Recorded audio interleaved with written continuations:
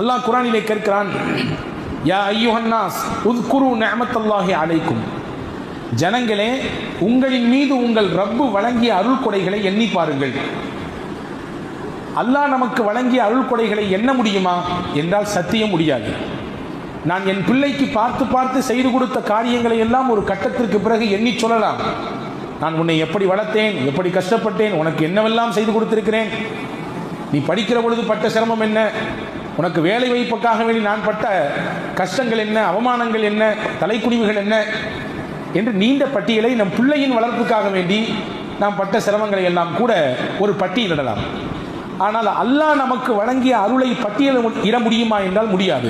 வயின் தஉது நிஅமத்தல்லாஹி லா துஹ்ஸூஹா, அல்லாஹ் சொல்கிறான், உங்களுக்கு இறைவன் வழங்கிய அருளை நீங்கள் என்ன நினைத்தால் உங்களால் எண்ணி முடிக்க முடியாது, உங்களால் ஒரு கட்டுக்குள்ளே அதை கொண்டு வர முடியாது என்று அல்லாஹ் சொல்கிறான். எனவேதான் அல்லாஹ் சொல்கிறான், உங்களுக்கு வழங்கிய அருளை நீங்கள் நினைத்து பாருங்கள். ஹல் மின் ஹாலிகின் கைருல்லாஹி யர்ஸுக்கும் மினஸ் ஸமாஇ வல் அர்த். அதி அற்புதமான ஒரு கேள்வியை நமக்கு முன்னால் அல்லாஹ் வைக்கிறான். வானிலிருந்தும் பூமியிலிருந்தும் ரிசுக்கை வழங்கக்கூடியவன் அல்லாஹ்வை தவிர்த்து உங்களுக்கு வேறு யாராவது உண்டா என்று கேட்கிறான். ஆமாம், உண்டா? நம் உழைப்பு, திறமை, நம்முடைய ஆக்கம், கஷ்டம் எல்லாம் ஒருபுறம், ஆனால் அதற்கெல்லாம் கூலியாக ரிசுக்கை அல்லாஹ் அல்லவா வழங்குகிறான். அதற்கு ரசூலுல்லாஹி ஸல்லல்லாஹு அலைஹி வஸல்லம் அதி அற்புதமாக சொல்வார்கள், ஒரு மனிதன் இறைவனுக்கு நன்றி உள்ள மனிதனாக ஆக வேண்டும் என்று நினைத்தால் ஒரு பண்பு மட்டும் அவரிடத்தில் இருந்தால் போதும். உன்துரு இலாமன் அஸ்ஃபல மின்கும், உங்களிலே உங்களை விட கீழ்நிலையில் இருக்கக்கூடிய மனிதர்களை பாருங்கள் போதும். உங்கள் பொருளாதாரத்தில், உங்கள் உடல் நல்ல ஆரோக்கியத்தில், இன்ன பிற விஷயங்கள், உலகம் சார்ந்த விஷயங்கள் அனைத்திலும் உங்களுக்கு கீழ் உள்ள மக்களை பாருங்கள். வலா தன்துரு இலாமன் ஹுவ ஃபௌகக்கும், உங்களுக்கு மேலே இருக்கக்கூடியவர்களை பார்க்க வேண்டாம். அப்படி பார்த்தால் நீங்கள் இறைவனுக்கு உள்ளபடியே நன்றி செலுத்தக்கூடிய மனிதராக மாறுவதற்குரிய வாய்ப்பு கிடைக்காமல் போய்விடும்.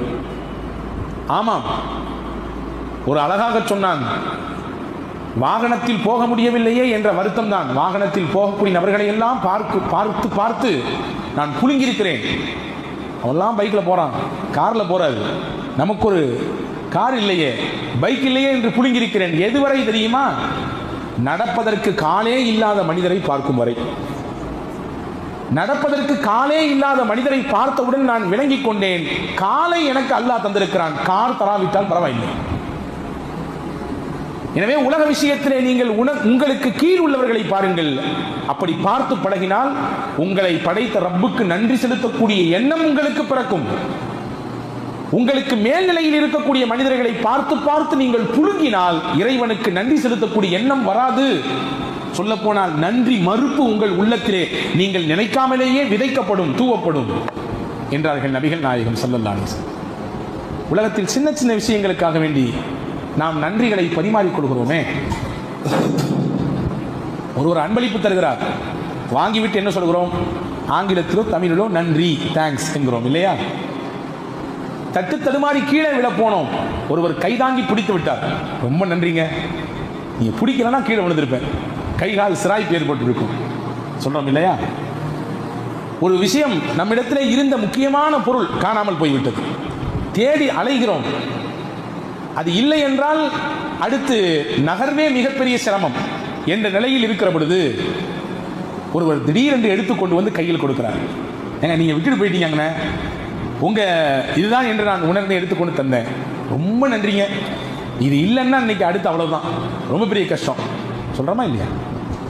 நம்மிடத்திலே இழந்ததையோ அல்லது நாம் தடுமாறுகிற பொழுது கைதாங்கி பிடிக்கக்கூடிய சூழலிலோ அல்லது நாம் விரும்பிய ஒன்றை நமக்கு ஒருவர் அன்பளிப்பு செலுத்துகின்ற நேரத்திலோ ஏதோ ஒரு விதத்தில் பிறரிடத்திலிருந்து ஒரு விஷயத்தை பெற்றுக் கொள்கிற பொழுது இயல்பாகவே அவருக்கு நன்றி செய்ய வேண்டும், அவருக்கு அன்பளிப்பை தந்தவருக்கு நன்றி செலுத்த வேண்டும், கைதாங்கி பிடித்தவருக்கு உபகாரமாக நன்றியை உரித்தாக்க வேண்டும் என்ற எண்ணம் பிறக்கிறது. படைத்தவனுக்கு நாம் எத்தனை முறை உண்மையான நன்றியுள்ள அடையாளர்களாக இருந்திருக்கிறோம் என்பதை யோசித்து பார்க்க வேண்டிய கடமை இருக்கிறது. உமர் ரலியல்லாஹு அன்ஹு தோழர்களோடு பயணிக்கிறார்கள். வீதியின் ஓரத்திலே ஒருவர் முடமாகி கிடக்கிறார். கண் பார்வை இல்லை, காது கேட்கவில்லை, உடலெல்லாம் குஷ்டரோகினால் புண்ணும் சீலும் சகதியுமாக, சீலும் உடம்பிலிருந்து ஒரு விதமான துர்வாரை வீசக்கூடிய நீரும் வடிந்தோடி கொண்டிருக்கிறது. வீதியின் ஒரு ஓரத்திலே முடங்கி போய் கிடக்கிறார்.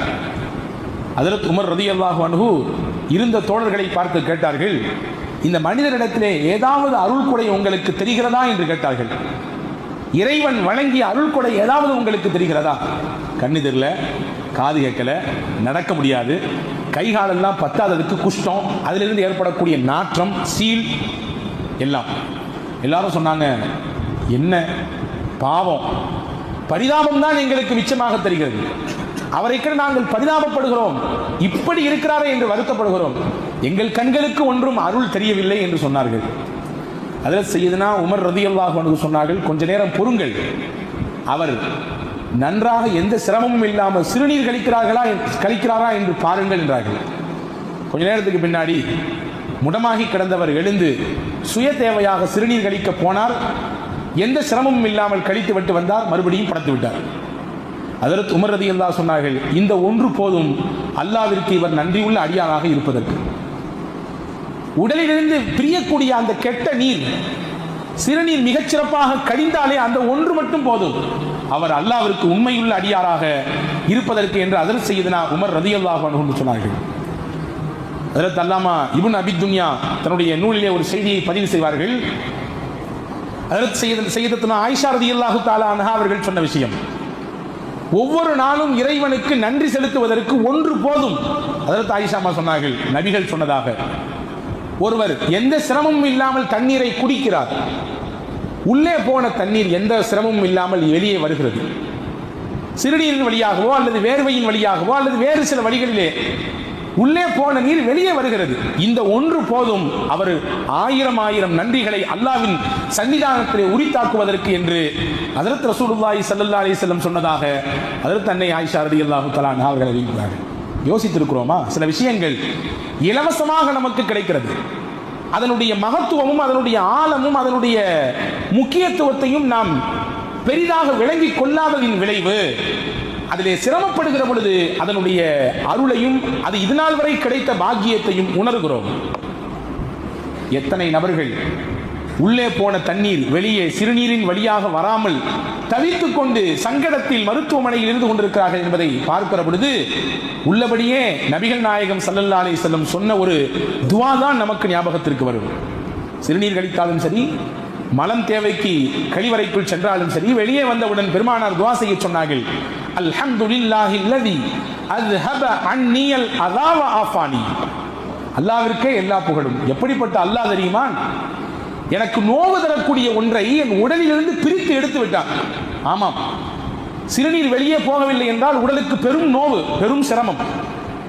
உள்ளே போன உணவு செரிக்காமல் அல்லது செரித்த உணவு மலத்தின் வழியாக வெளியே போகவில்லை என்றால் அதை விட பெரிய சிரமம் இல்லை. கொஞ்சம் கற்பனை பண்ணி பாருங்க, ஒரு நாள் சரியாக நீங்கள் கழிவறைக்கு போகவில்லை என்றால் அன்றைய நாள் எப்படி இருக்கும்? முழுசா போகலன்னா சொல்லல, சரியா போகல, எப்போதுமே ரிலாக்ஸாக போகக்கூடிய நாம், நிம்மதியாக போய்விட்டு வரக்கூடிய நாம், கொஞ்சம் அன்று முன்னும் பின்னும் முக்கி தள்ளுகிறது என்றால் எவ்வளவு பெரிய அழுத்தத்தை, எவ்வளவு பெரிய சிரமத்தை உணர்வோம். நபிகள் எனவே தான் சொன்னார்கள், அல்லாஹ்விற்கு நீங்கள் வெளியே வந்தவுடன் நன்றி செய்யுங்கள், அது உங்கள் உடலில் இருந்தால் மிகப்பெரிய கேடு. யோசித்திருக்கிறோமா என்றாவது? அல்லாஹ் நமக்கு வழங்கிய அருளை பாருங்கள் பெருமக்களே. திடமானதை சாப்பிடுகிறோம், திரவமானதையும் சாப்பிடுகிறோம். நல்ல கட்டியான இருக்கிற பொருளையும் சாப்பிடுறோம், தண்ணி மாதிரி இருக்கிற பொருளையும் சாப்பிடுறோம். எல்லாமே உடலுக்குள்ள போகுது. அல்லாஹ் இந்த உடலை ஒரு சின்ன தொழிற்சாலையாக வைத்திருக்கிறான். நீர் வேறு, நார் வேறு, வைட்டமின் வேறு, கால்சியம் வேறு, எல்லாம் பிரிக்கப்படுது. பிரிக்கப்பட்டு எந்தெந்த பார்ட்ஸுக்கு எது எது தேவையோ அது எல்லாம் அல்லாஹ் சப்ளை பண்றான். நீர் சத்துக்கு நீர், நார் சத்துக்கு நார், வைட்டமினுக்கு வைட்டமின், கால்சியம், என்னென்ன தேவையோ எல்லாம் பிரிக்கப்படுது. கடைசியில சக்கை மிஞ்சும் இல்லையா? அந்த சக்கையை தான் மலத்தின் வழியாக வெளியே தள்ளுகிறார். பாருங்க, அல்லாஹ்வின் அற்புதம் பாருங்கள். மலத்துவாரத்தின் பக்கத்திலே ஒரு அமைப்பை அல்லாஹ் வைத்திருக்கிறார். அதற்கு பெயர் கிராக் சிஸ்டம். அது என்ன வேலை செய்யும்? அது எல்லோருக்கும் இருக்கிறது. என்ன வேலை செய்யும் தெரியுமா? நமக்கு மலம் கழிக்க வேண்டிய சூழல் ஏற்பட்டவுடன் நாம் அந்த குறிப்பிட்ட இடத்தை நாடி போகிறோம். மூளைக்கு அந்த விஷயம் போகிறது, மலம் கழிக்க வேண்டிய தேவை நேரம் வந்து விட்டது என்று. அந்த குறிப்பிட்ட இடத்துக்கு போகிறோம், டாய்லெட் போகிறோம். குறிப்பிட்ட இடத்திலே எப்படி அமர வேண்டுமோ அப்படி அமருகிறோம். வெளியேற்ற வேண்டும் என்று நம்முடைய உள்ளம் மூளைக்கு செய்தியை பாஸ் செய்கிறது. அதற்கு பிறகு உடலில் இருந்து சக்கை வெளியே வருகிறது. வெளியே வரக்கூடிய இடத்தில் இருக்கக்கூடிய ஒரு அமைப்பு தான் கிராக் சிஸ்டம். அது என்ன செய்கிறது? அந்த குறிப்பிட்ட நேரம் வரும் வரை உங்கள் மலத்தை தடுத்து வைத்திருக்கிறது, கேட் மாதிரி. அது இல்லைன்னு சொன்னா என்ன ஆகும்? சின்ன பிள்ளைங்க எப்படி சாதாரணமாக அறியாமல் சுய தேவை கழித்து விடுகிறதோ, நோயாளிகளின் உடலிலிருந்து எப்படி அறியாமல் மலம் வெளியேறி விடுகிறதோ, வயது மூப்பின் காரணமாக சில சமயங்களில் எப்படி அறியாமல் உடலிலிருந்து மலம் கழிந்து விடுகிறதோ, இதுவெல்லாம் எப்பொழுது ஏற்படும்? அந்த கிராக் சிஸ்டம் என்ற ஒன்று முறையாக செயல்படாமல் இருக்கிற பொழுது இதுவெல்லாம் ஏற்படும். ஒரு புத்தகத்தில் வாசித்தேன், அதனுடைய ஆசிரியர் எழுதியிருக்கிறார், ஒரு மனிதனுக்கு அல்லாஹ் அந்த இடத்திலே புற்றுநோயை ஏற்படுத்தினார். அந்த கிராக் சிஸ்டம் என்று சொல்லக்கூடிய அந்த தடுப்பு வேலி, மலத்தை தாங்கி நிற்கக்கூடிய அந்த மூடியிலே அல்லாஹ் புற்றுநோயை ஏற்படுத்தினார். மருத்துவர்கள்லாம் போய் சந்தித்த பின்னாடி அவர்களின் ஆலோசனை என்ன என்றால், அந்த இடத்தை ரிமூவ் பண்ணணும், வெட்டி எடுத்து ஆபரேஷன் செய்ய வேண்டும். எடுத்தால்தான் உங்களுக்கு இந்த நோயிலிருந்து முழுமையான தீர்வு கிடைக்கும். எடுக்கவில்லை என்றால் சிரமம்தான். சரி, எடுத்துடலாம் என்று சொல்லிடலாம். ஆனால் அதுக்கு பின்னாடி இருக்கக்கூடிய பின் விளைவுகள் என்ன என்றால், நீங்கள் உள்ளே போட்டீங்க விஷயத்தை, ஏதாவது சாப்பாட்டுனா செரிச்சு ஆட்டோமேட்டிக்காக வெளியே வந்துடும். நீங்கள் நினைச்ச நேரம்லாம் இல்லை, எப்போனாலும் அது வெளியே வரலாம். அந்த மாதிரியான சூழல் ஏற்படும். வேறு வழி இல்லை. எப்படி யூரின் பைய இடுப்பில் கட்டிக்கிட்டு சில பேர் நடமாடுகிறார்களோ, அதே போன்று நீங்கள் மலப்பையை சுமந்து கொண்டு தான் இனிமேல் உங்கள் வாழ்க்கையை கழிக்க வேண்டும், வாழ்க்கை முழுவதும். இது டாக்டருடைய அட்வைஸ். வேறு வழி இல்லை. உயிரை காப்பாற்ற வேண்டுமே, என்ன செய்வது? உயிரை காப்பாற்றுவதற்கு அந்த ஆபரேஷன் செய்தாகிவிட்டது. அதற்கு பிறகு அந்த மனிதரை இன்னொரு நேரிலே சந்திக்கிற பொழுது, இதெல்லாம் அந்த புத்தகத்தில் எழுதுகிறார் தன்னுடைய ஆசிரியர். சந்திக்கிற பொழுது பேசிக்கொண்டார் அவர், அந்த நோயாளி, எனக்கு அல்லாஹ் மிகப்பெரிய சோதனையை கொடுத்தான், அந்த குறிப்பிட்ட இடத்திலே புற்றுநோய், அதிலிருந்து அல்லாஹ் தீர்வையும் தந்தான், ஆரோக்கியத்தை அதிலிருந்து வெளியாகிட்டேன், அந்த நோயிலிருந்து முழுமையாக வெளியாகிவிட்டேன். ஆனால் என்ன ஒரு பேர் வருத்தம் என்றால், என் உடலிலிருந்து வெளியான மலத்தை நான் சுமந்தபடியே நிற்கிற பொழுது இறைவனை வணங்க வேண்டும் ஒரு சூழல் எனக்கு ஏற்பட்டு போனது. மலத்தை வெளியாக்கிய நான் அதை சுமந்து கொண்டு நின்றவாறே இறைவனை வணங்கக்கூடிய சூழல் எனக்கு ஏற்பட்டு விட்டது என்று சொல்லுகிற பொழுது நெகிழ்ந்து போய் இந்த நிகழ்ச்சியை சொல்லிவிட்டு அந்த புத்தகத்தின் ஆசிரியர் சொல்கிறார், அல்லாஹ்வின் தூதர் கற்றுக் கொடுத்த துவா எவ்வளவு பெரிய ஆனந்தமிக்க துவா அது. அந்த பிரார்த்தனையில் எவ்வளவு உள்ளர்த்தம் இருக்கிறது. இந்த நிகழ்ச்சியை நீங்கள் மையப்படுத்தி இந்த துவாவை பாருங்கள். அல்லாஹ்வே, என் உடலுக்கு தீங்கை தரக்கூடிய மலத்தை என்னிடத்திலிருந்து எந்த கஷ்டமும் இல்லாமல் வெளியாக்கி விட்டாய், என்னிலிருந்து அது பிரிந்து விட்டது, உனக்கே எல்லா புகழும். என்னிடத்தில் தங்கி இருந்தால் இது எனக்கு எவ்வளவு பெரிய நோவு, எவ்வளவு பெரிய கஷ்டம், எல்லாவற்றையும் நீக்கிவிட்டாய் அல்லாஹ், உனக்கே எல்லா புகழும் என்று சொல்லக்கூடிய அந்த துவாவையும் இந்த நிகழ்ச்சியும் ஒப்பிட்டு பார்த்தேன். நான் ஒரு கணம் அதிர்ந்து போய்விட்டேன் என்று அந்த நிகழ்ச்சியை பதிவு செய்கிற பொழுது ஆசிரியர் எழுதுகிறார். அன்புக்குரிய சகோதரர்களே, இப்படி ஒவ்வொரு நாளும் எத்தனை அருள் கொடைகளை அல்லாஹ்வின் புறத்திலிருந்து நாம் சுவாசித்துக் கொண்டிருக்கிறோம். என்றாவது யோசித்ததுண்டா? நான் ஆரம்பத்தில் சொன்னேன், இலவசமாக சில விஷயங்கள் கிடைக்கிற பொழுது அதனுடைய மகத்துவமும் அதனுடைய பொக்கிஷமும் விளங்குவதற்கு நம்முடைய சிந்தனை நேரம் கொடுப்பதில்லை. கபிர்ஸ்தானுக்கு போனால் மௌத்தினுடைய சிந்தனை வரும் என்றார்கள் பெருமானார், இல்லையா? ஜுருஹா ஃபஇன்னஹா துதக்கிருல் ஆখিরা. மையத்தானவர்களை நீங்கள் ஜியாரத் செய்யுங்கள், இறந்து போனவர்களை நீங்கள் ஜியாரத் செய்யுங்கள். ஜியாரத்தின் மூலமாக உங்களுக்கு மறுமையின் சிந்தனை வரும், மரணத்தின் சிந்தனை வரும். அதற்கு பெருமானார் சொன்னது. இன்னைக்கு மரணத்தின் சிந்தனை கபருக்கு போனால் மட்டும் வருவதில்லை, மருத்துவமனைக்கு போனாலும் வருகிறது, இல்லையா? ஒரு முறை மருத்துவமனைக்குள்ளே போய்விட்டு வந்தால் மரண சிந்தனை மட்டுமல்ல, அல்லாஹ் நம்மை எப்படி வைத்திருக்கிறான் நன்றாக என்ற உணர்வு வருகிறது. நன்றாக வைத்திருக்கக்கூடிய ரப்புக்கு நான் எந்த அளவுக்கு கடமைப்பட்டுள்ளேன், நான் அதை நிறைவாக செய்கிறேனா என்ற சிந்தனை பிறக்கிறதா என்று கேட்டால் பிறக்க வேண்டும் என்று நான் சொல்லுவேன். அந்த சிந்தனை வர வேண்டும். மருத்துவமனைக்குள்ளே போய்விட்டு வருகிற பொழுது அங்கே நோயாளிகள் படுகிற சிரமங்களையும் கஷ்டங்களையும் பார்க்கிற பொழுது அல்லாஹ் நம்மை எவ்வளவு சிறப்பாக வைத்திருக்கிறான், ஆரோக்கியமாக வைத்திருக்கிறான் என்ற சிந்தனை பிறக்க வேண்டும். அல்லாஹ் நம்மை நன்றாக வைத்திருக்கிறானே, அவனுக்கு மாறு செய்யக்கூடாதே, பாவம் செய்யக்கூடாதே, அவனுடைய கோபத்தை சம்பாதித்து தரக்கூடிய வழியில இறங்கிவிடக் கூடாதே என்கின்ற எண்ணம் பிறக்க வேண்டும். ஒன்று மட்டும் யோசியுங்கள், கிட்னி சிறுநீரகம் என்னென்ன வேலைகள் செய்து கொண்டிருக்கிறது இல்லையா? உடல் முழுக்க ரத்தத்தை சுத்திகரிப்பு செய்து அனுப்பி தள்ளுகிறது. ஒரே ஒரு நாள் அது தன் வேலையை செய்யாமல் முடங்கிவிட்டால் என்ன ஆகும்? சிறுநீரகம் ரத்தத்தை சுத்திகரிப்பு செய்து அனுப்புகிறது, என்ன ஆகும்? ஒன்றும் ஆகாது. பெரிய ஹாஸ்பிட்டல் ஒன்று பார்த்து டயாலிசிஸ் என்று சொல்லக்கூடிய ஒன்றை செய்தாக வேண்டும். நான் 35 வயது வரை இருக்கிறேன், இதுவரை எனக்கு டயாலிசிஸ் செய்யவில்லை, அல்லாஹ் பாதுகாப்பானாக. யோசியுங்கள், ஒருவருக்கு 60 வயது 70 வயது 70 வயது வரை அவர் டயாலிசிஸ் செய்யவில்லை. அல்லாஹ் அந்த சிறுநீரகத்தை வைத்தே சுத்திகரிப்பு செய்து உடல் முழுக்க ரத்தத்தை பாய்ச்சிக் கொண்டிருக்கிறான். கொஞ்சம் யோசியுங்கள், ஒரு முறை ஒருவர் டயாலிசிஸுக்கு போனால் எவ்வளவு செலவாகும்? ஒரு மாதத்திற்கு 2 முறை, மாதத்திற்கு 4 முறை, வாரத்திற்கு 2 முறை என்றெல்லாம் அவர்களின் நிலைக்கு தக்கவாறு அந்த முறைகள் மாறுபடுகிறது. அல்லாஹ் ஒத்த ரூபா வாங்காம 60 வருஷம் சுத்திகரிச்சு அனுப்பிட்டே இருக்கான் நமக்கு. இன்னைக்கு டயாலிசிஸ் என்று போனால் எத்தனை ஆயிரங்கள் வைக்க வேண்டும் ஒரு தடவைக்கு? ஒரு மாதத்திற்கு எத்தனை ஆயிரம், வருடத்திற்கு கணக்கு போட்டால் 60 ஆண்டு 70 ஆண்டு நமக்கு எந்த தொகையும் வாங்காமல் ஃப்ரீயா அல்லாஹ் செஞ்சு கொடுக்கான். கொஞ்சம் யோசிங்க, கணக்கு போட்டு பாருங்க. ஒரு முறைக்கு 1000 என்ற ரீதியிலே வைத்து பாருங்கள், வருடத்திற்கு எத்தனை ஆயிரங்கள், எத்தனை லட்சங்கள், நம் வாழ்நாள் முழுக்க எத்தனை லட்சங்கள். அப்படி நமக்கு சுத்திகரிப்பு செய்து அனுப்பக்கூடிய ரப்புக்கு நாம் நன்றி உள்ளவனாக இருக்க வேண்டுமா வேண்டாமா? இப்படி நம்மை பராமரித்துக் கொண்டிருக்கிற ரப்பை நாம் நினைக்க வேண்டுமா வேண்டாமா? அவனிடத்தில் கதற வேண்டுமா வேண்டாமா? அல்லாஹ்வே நீ கொடுத்ததற்கு நன்றி சொல்ல முடியவில்லை இன்னும் என்று இஎம் ஹனீஃபா பாடிய பாட்டின் அர்த்தம் நமக்கு புரிய வேண்டுமா வேண்டாமா? அன்புக்குரியவர்களே, எத்தனை எத்தனை அருள். பெருமானார் ஸல்லல்லாஹு அலைஹி வஸல்லம் அவர்களும் மதிய நேரம் உச்சி பொழுது ஒரு 12 மணி இருக்கும் என்று வைத்துக் கொள்ளுங்கள், வெளியே வருகிறார்கள். வந்தால் செய்ய அபூபக்கர் சித்திக் ரலியல்லாஹு அன்ஹு வர்றாங்க. இந்த நேரத்தில் எங்க வந்தீங்க அபூபக்கர் நாயகத்தை கேட்கிறாங்க. ரசூலுல்லாஹ் சொன்னாங்க, பசி தான் வீட்டை விட்டு என்னை வெளியாக்கியது. நபி கேட்டாங்க திருப்பி அபூபக்கர் நாயகத்தை, நீங்க ஏன் வந்தீங்க? அதே தான், உங்களை எந்த பசி வெளியாக்கிச்சோ அதே பசி தான் என்னை வெளியாக்கிச்சு, வாங்க போவோம். கொஞ்ச நேரத்தில் உமர் ரலியல்லாஹு அன்ஹு வருகிறார்கள். அவர்களிடத்திலும் இதே கேள்வி, அவர்களும் இதே பதில். 3 பேரும் சேர்ந்து அதல் சையதுனா அபுல் ஹைசம் அல் அன்சாரி ரலியல்லாஹு அன்ஹு என்ற சஹாபியின் வீட்டுக்கு போகிறார்கள். வீட்டிலே நபி தோழர் அபுல் ஹைசம் இல்லை, மனைவி மட்டும்தான் உள்ளே இருக்கிறார்கள். பெருமானார் சலாம் சொல்ல பதில் சொல்ல அவர்களுக்கென்று விரிவை ஏற்படுத்தி கொஞ்ச நேரம் உட்காருங்க, இங்க வீட்டுக்காரங்க இங்க போயிருக்கிறாங்க, இப்போ வந்துருவாங்க. வந்தார் அபுல் ஹைசம் அல் அன்சாரி.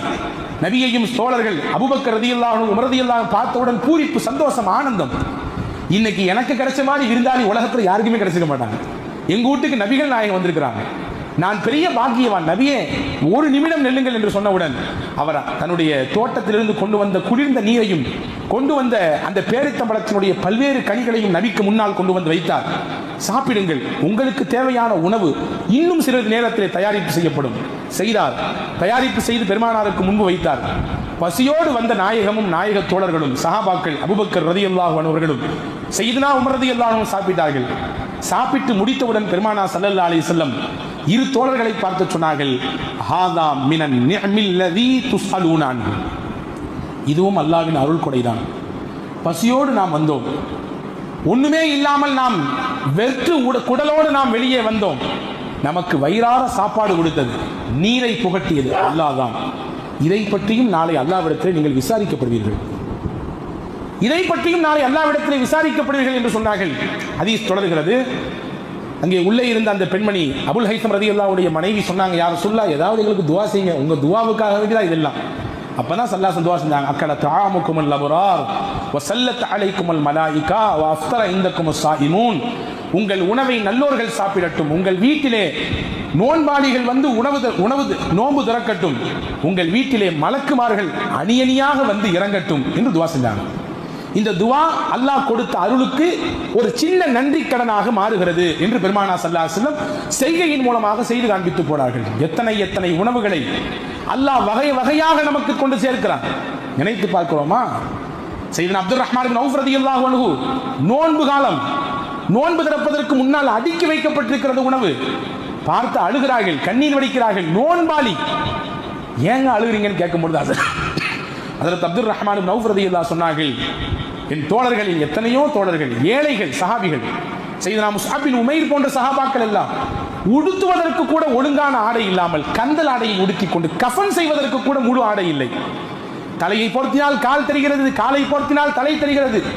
அந்த நிலையில் உலகத்தோடு ஒட்டாமல் வாழ்ந்து மறைந்து விட்டார்கள். அல்லாஹ் எனக்கு எவ்வளவு உணவை கொண்டு வந்து வச்சிருக்கான், நோன்பு திறக்கும் நேரத்தில் எவ்வளவு உணவு, வகை வகையான உணவு.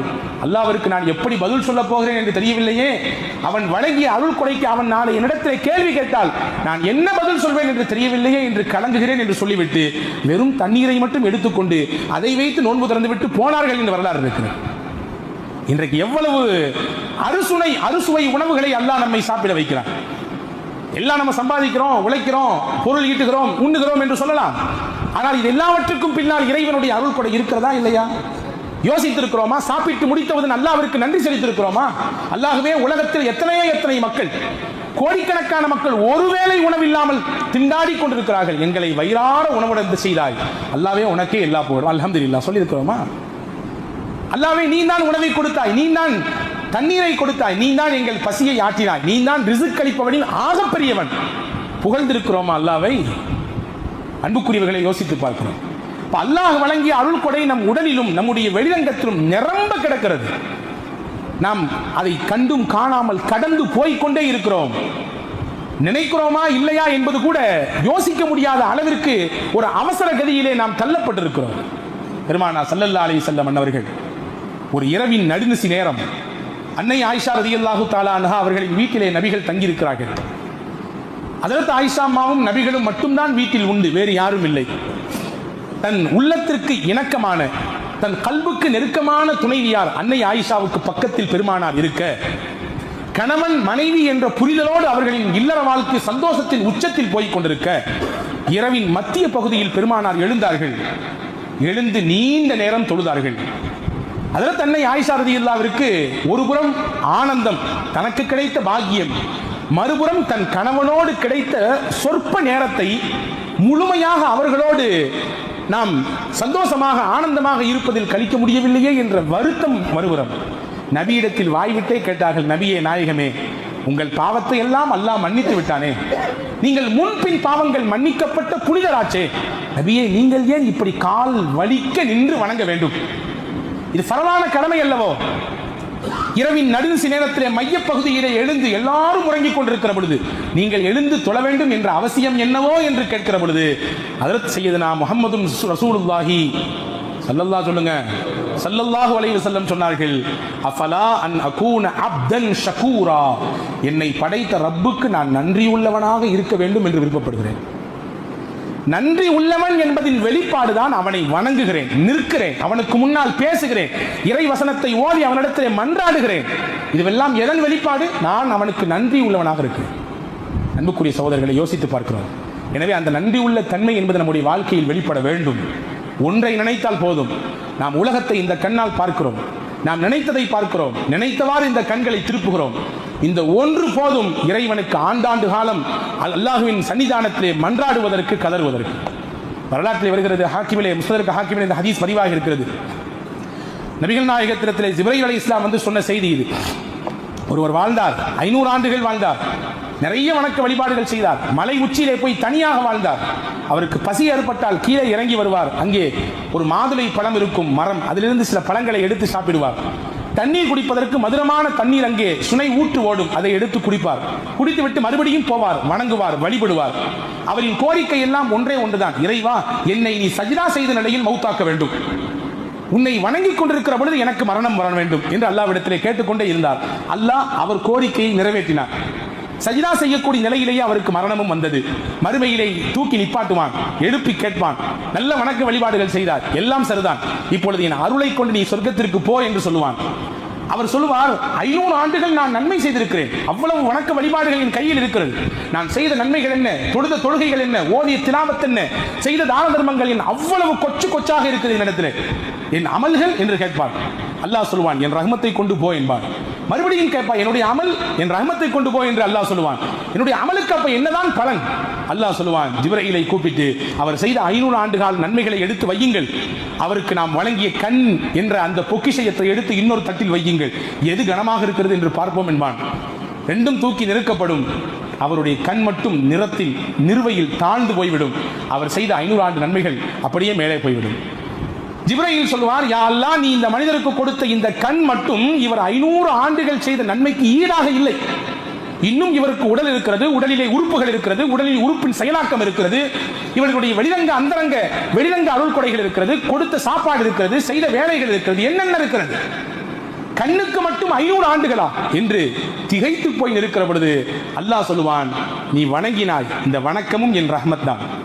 உனக்கு உணவு கொடுத்தேன், அதுவும் என் ரஹ்மத் தான். நீ கேட்டாய் சஜிதாவிலே எனக்கு மரணம் வேண்டும் என்று, அதுவும் என் ரஹ்மத்தை கொண்டுதான் சொன்னேன். இப்பவும் சொல்கிறேன், என் அருளை கொண்டு சொர்க்கத்திற்கு போ என்கிற பொழுது அவர் தான் செய்த தவறை நினைத்து வருந்தி அல்லாஹ்விடத்திலே மன்னிப்பு கேட்டுவிட்டு போவார். இந்த ஹதீஸை முடிக்கிற பொழுது ஹஜ்ரத் சய்யிதுனா ஜிப்ரீல் அலைஹிஸ்ஸலாம் சொல்வார்கள், இன்னமல் அஷ்யாஉ பிரஹ்மத்தில்லாஹி தஆலா யா முஹம்மத் ஸல்லல்லாஹு அலைஹி வஸல்லம். அல்லாஹ்வின் தூதரே, உலகத்தில் நடக்கக்கூடிய எல்லா காரியமும் அல்லாஹ்வின் அருளை கொண்டுதான், அருள் கொடைகளை கொண்டுதான் நடக்கிறது. எதுவும் மனிதனின் தனி சக்திக்கோ, மனிதனின் தனி முயற்சிக்கோ, மனிதனுடைய அளப்பரிய ஆற்றலுக்கோ உரித்தானது அல்ல.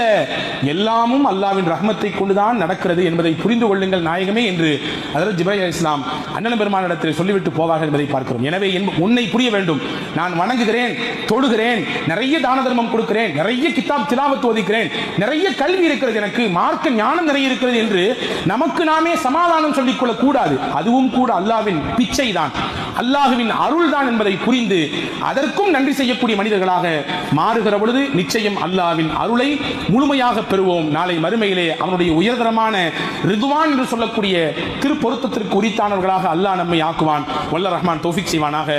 ஆமீன். வாஹிர்